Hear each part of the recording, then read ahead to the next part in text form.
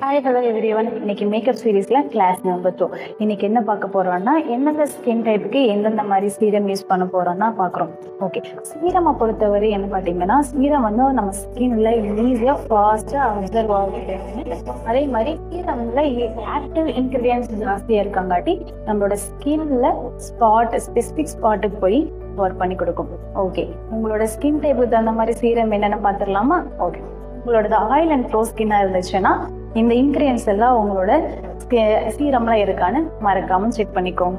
Niacinamide, zinc and salicylic acid. இந்த மூணும் என்ன பண்ணும்னு பார்த்தீங்கன்னா உங்களோட ஃபேஸ்ல இருக்க ஆயிலை நல்லா கண்ட்ரோல் பண்ணி கொடுக்கும். அது மட்டும் இல்லாமல் உங்க ஃபேஸை நல்லா பிரைட்னிங் பண்ணி கொடுக்கும்.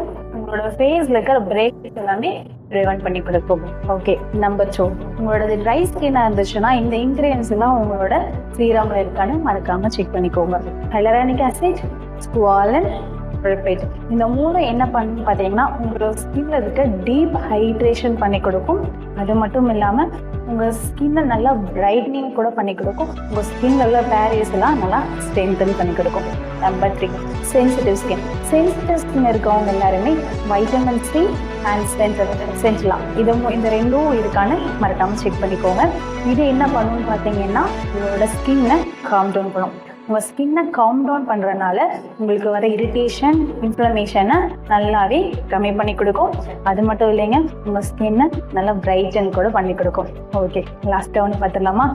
ஏஜ் குரூப்பில் இருக்கவங்களுக்கு எந்த மாதிரி சீரம் யூஸ் பண்ணலான்னு பார்க்கலாமா?